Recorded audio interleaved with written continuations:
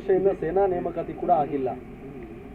ನೋಡಿ ಹಿಂಗಿದೆ, ಇದಕ್ಕೂ ತಕರಾರು. ಅಗ್ನಿ ಯಾವುದದು ನಮ್ಮ ಅದಕ್ಕೆ ಅಯೋಗ್ಯ ನನ್ನ ಮಕ್ಕಳು ಏನು ಹೇಳಿದ್ರು, ಹಳ್ಳಿಯಾಗಿನ ನಮ್ಮ ಬಡ ಮಕ್ಕಳು ಅಗ್ನಿಪಥದಲ್ಲಿ ಹೋದರೆ 5 ವರ್ಷ ದೇಶ ಸೇವೆ ಮಾಡಿ ಅವ್ರು ಸುಮಾರು 25-40 ಲಕ್ಷ ರೂಪಾಯಿ ಕೊಟ್ಟು ಅದನ್ನು ಮಾಡಿದ ನರೇಂದ್ರ ಮೋದಿಯವ್ರ ಉದ್ದೇಶ ಏನಪ್ಪ ಅಂದರೆ ಪ್ರತಿಯೊಂದು ಹಳ್ಳಿಯಲ್ಲಿ ಸೈನಿಕರು ತಯಾರಾಗಬೇಕು. ಇಸ್ರೇಲ್ದಲ್ಲಿ ಹೆಂಗೆ ಪ್ರತಿ ಮನೆಯಾಗ ಹುಟ್ಟಿದ ಕೂಡಲೇ ಅವ ಇಸ್ರೇಲ್ ಮಿಲ್ಟ್ರಿ ಅವ ಟ್ರೈನಿಂಗ್ ಆಗಲೇಬೇಕು. ಅವ ಪ್ರಧಾನಮಂತ್ರಿ ಇರಲಿ ರಾಷ್ಟ್ರಪತಿ ಇರಲಿ, ಅವ 21 ವರ್ಷದ ತನಕ ಇಸ್ರೇಲದ ಏನೋ ಒಂದು ಮಿಲ್ಟ್ರಿಯಲ್ಲಿ ಕೆಲಸ ಮಾಡಬೇಕು.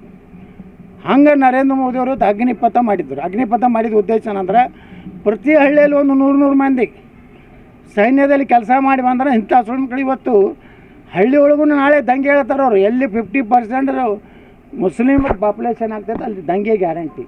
ಅದನ್ನು ರಕ್ಷಣೆ ಮಾಡಬೇಕಾದ್ರೆ ಅಗ್ನಿಪಥ ಬೇಕು. ಅಗ್ನಿಪಥಕ್ಕೆ ಏನು ಮಾಡಿದ್ರು ಇವರು ಕಾಂಗ್ರೆಸ್ಸು ಎಲ್ಲ ನಮ್ಮ ಜಾತ್ಯತೀತ ನನ್ನ ಮಕ್ಕಳೆಲ್ಲ ವಿರೋಧ ಮಾಡಿದ್ರು. ಆದರೆ ಇನ್ನಂತರೂ ಯಾರಿಗೂ ಕೇಳೋದಿಲ್ಲ. ನನಗೆ ವಿಶ್ವಾಸದೆ ನರೇಂದ್ರ ಮೋದಿ ಏನು ಕ್ರಮ ತಗೋತಾರೆ. ಇದನ್ನು ಏನು 27 ಅಥವಾ 30 ಜನ ಏನು ಇವತ್ತು ನಮ್ಮ ಜನ ಹಿಂದೂಗಳು ಇವತ್ತು ಹತ್ಯೆ ಆಗಿದೆಯಲ್ಲ, ಈ ಹತ್ಯೆ ಸೇಡನ್ನು 270 ಜನರು ಭಯೋತ್ಪಾದನೆ ಕೊಲ್ಲೋದ್ರ ಮೂಲಕ ತೊಗೊಂಡೇ ತಗೋತಾನೆ. ಅಷ್ಟು ವಿಶ್ವಾಸ ನಮ್ಮ ಪ್ರಧಾನಮಂತ್ರಿಗಳ ಮೇಲೆ ಇದೆ.